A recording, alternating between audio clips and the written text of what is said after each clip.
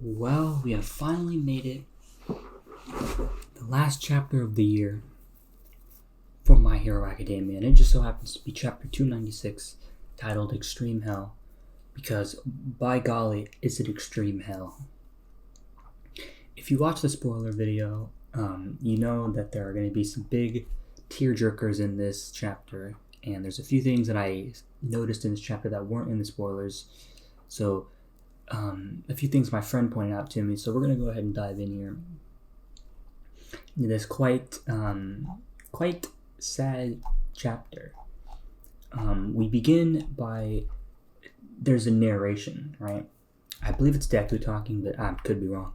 But he says that those who survived the front line headed to the front in order to help with rescue and evacuation. People like, I don't remember her name, but the blue pussycat lady, fucking, what's her face? 13, Present Mike, and fucking Wash, dude. My main man Wash is here chilling, dude. He's fucking alive, bro. I can't believe it. They're all helping with evac. However, they were not able to detain Shigaraki from retreating with the League of Villains because the high-end Nomus were there to distract the heroes, and Shiggy was able to get away. However, they did state that people like Redestro, Gigantomachia, and Mr. Compress were all detained. So Compress survives despite the injury that he had. Gigantomachia, it has been detained, and Redestro got his ass beat by fucking Ed Shot. You didn't take a look at people like Getten and Trumpet were also detained. And then he ends up saying, in total, 16,929 people were detained. That's a lot of fucking arrests, dude. That is a massive amount of arrests. So it looks like the Paranormal Liberation Front gained all this power with Machia and Shigaraki's All for One quirk and the huge army that was the Quirk Liberation Army and like the Mansion and Dabi. And then the heroes just took everything down. Like Machia's gone now, Compress was taken, Shiggy is beaten half to hell, the Mansion is down, Redestro's down. So both sides took a lot of damage here. The only bad part is Shigaraki is still yet to be captured, and he escaped with Dabi, who's probably the two most lethal people still at large. I believe. Okay, I guess Toga is still at large, but she was not. She didn't retreat with Shigaraki.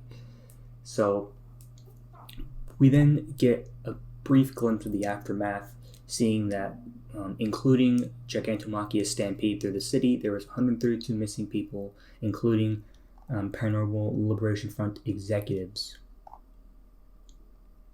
So we take a look here. There is pretty much mass chaos. This chapter is turned into a bit of a disaster movie because you see a bunch of people screaming for help here as the city is crumbling, sort of like a big earthquake hit.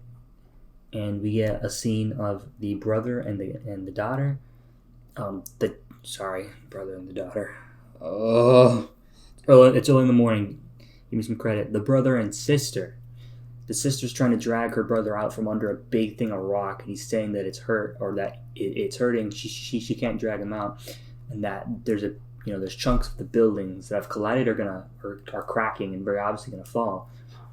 And the brother says, if you don't, or if I don't make it, if you have to leave me, take my Endeavor pouch. And the sister's like, I don't need your stupid pouch. I just want to be with my brother. And you know what? That's that's real, right? Or right, if you have siblings, you might have done the same thing. I don't have a sister, but I do have a brother. So, you know what? That is relatable. All right, relatable. But then they're both saved by Ochako and Tsuyu, so we're good, all right? We don't see kids dying on panel. If there's anything that I don't want to see, it's that shit. So, we then get a bunch more panels of evacuation and stuff, right? Like we see Ochako going to go help someone's wife. A bunch of people being rescued by people like Tsuyu, by Ida. Of course, Ochako is still there because obviously her gravity thing is really big. But a big thing here, or a good moment, is when Ochako is like, she's kind of in the zone, right? She's kind of just helping people without really thinking, right? Because that's kind of what you got to do. But she hears someone say, "I'm done."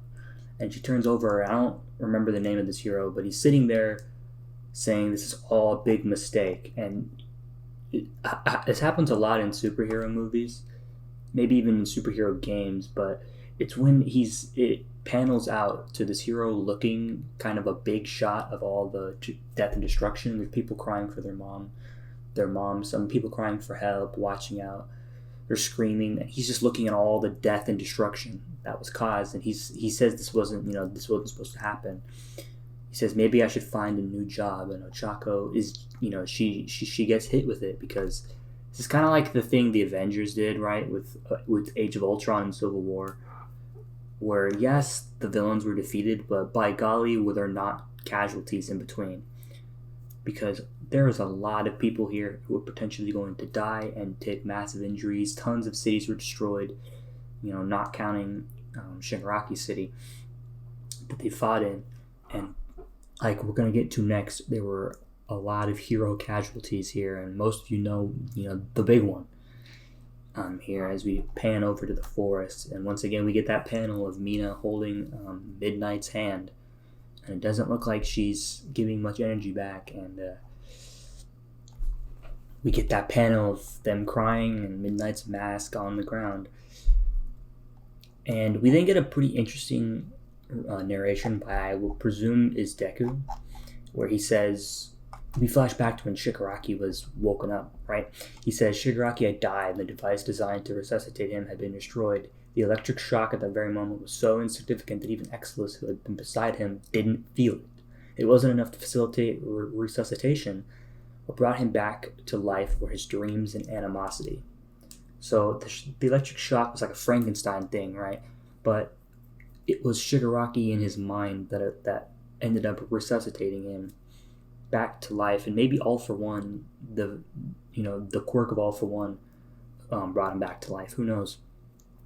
We'll see what happens here. We'll get back to Shigaraki towards the end of the chapter, but Deku then says it was all due to one thing: Shigaraki's tenacity, that so many lives were lost. And we then get a big shot panel here. This is definitely something I might try to fit on screen. Of all the hero casualties, we see a bunch of heroes, the ones that Toga killed. We see a bunch of heroes that I don't know. We see the magic hero. We see Crust and Exilus, and of course we get the big casualty, which was Midnight, the UA teacher that did not make it. It's interesting here that Midnight was a casualty of this fight, because she's so prominent in Vigilantes, and she's not like the teacher for UA, but she's one of the main significant ones that we all know. Her, Aizawa, and All Might are teachers that we have grown accustomed and close to. And she's not coming back home. I wonder if she had a husband or not. Maybe she had kids. I don't know. I don't know anything about her, to be real. I don't read Vigilantes. Maybe I should. But then an interesting thing here if you look at the bottom of this panel, Deku then says and there's a black square in the casualties list that is black where it says and we don't end up getting the next sentence, because we pan over to a shot of them getting an alert saying, whoa, this is for him, isn't it? And then they say, Dabi's annoying, but I wonder what Endeavor's going to do now. Is it true? If it is, it's a big problem. Even during his days as number 2, I always thought he was kind of shady. His job is to protect us, isn't it? What the hell is going on? This is interesting, because this and here is what I presume is the death of 2 possible people. Now, I could definitely be wrong here, so take this with a grain of salt. But I have my money on either the death of Gran Torino or the death of Endeavor. To me, the death of Endeavor doesn't make as much sense here. I feel like if Endeavor's going to die, it's either going to be by the hands of Dabi directly, or it's going to be a bit like it's going to be a bit more of a moment, right? Maybe we will get that moment, but I just feel like Endeavor's death here wouldn't be as significant as it should be. But Gran Torino's death makes much more sense here to me. That and Shigaraki beat the shit out of him. So We will see what happens though. Maybe it isn't a death. But Deku, we didn't see Deku and Endeavor both on stretchers. We didn't see Deku saying, "I think this is really the end. Maybe I should move overseas, but I don't have the money.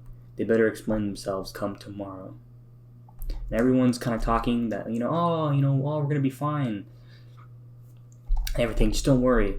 And then we move over to the same evening over in Tartarus prison, where All For One is sitting in his straitjacket saying, "I feel it. It's slightly outside of expectations, but soon enough. I won't give you a moment to rest. Why would you think that would be a tomorrow? Why would you think there would be a tomorrow? From here on out, it's still my turn." But then we pan to Shigaraki with the Nomu. However, Shigaraki is still unconscious, but we then see he's still talking, and it's All For One talking to Shigaraki's body, saying, "Now, my Nomus who know nothing of fatigue, go free my main body." And that's where we end the chapter. So, My Hero Academia's last chapter of the year is the end of the war arc, presumably. The next chapter will probably still be the war arc, technically. I feel like we're still going to get some aftermath. We're going to get at least one more big death reveal, I assume. But I do want to spend a bit of time to talk about this here. So, a lot of people are saying that a prison break arc is going to be next, and I definitely think that's possible. That's very, very likely, considering people like Compress, Makia, Destro, and a ton of people were detained and sent to Tartarus prison. Also, you have to remember that Stain and Overhaul and Muscular and Kurogiri, so many villains are being held in Tartarus prison. And if a prison break were to occur, it would be actually disastrous, because you take a look at people like Endeavor are out of commission. Deku and Aizawa are sure as hell not ready for a prison break. So yeah, both sides are crippled, but these Nomu here, the high-end Nomu army who don't have fatigue and battle damage, can go to the prison and basically take it unguarded because of all the heroes that are not currently available. Pretty much Mirio is the only person here, is the strongest person left to possibly, stand as some sort of obstacle in a prison break. It's also interesting here that All For One can control Shigaraki's body when Shigaraki is not conscious. I definitely think the theory that Shigaraki is going to kill All For One in order to gain control of his body back, I definitely see as a possibility. But feel free to let me know what you think is going to happen in the next coming arc. I don't think My Hero Academia is ending anytime soon, but next arc, if it is indeed a prison break arc, will just continue to up the stakes of what is going to be an insane final battle.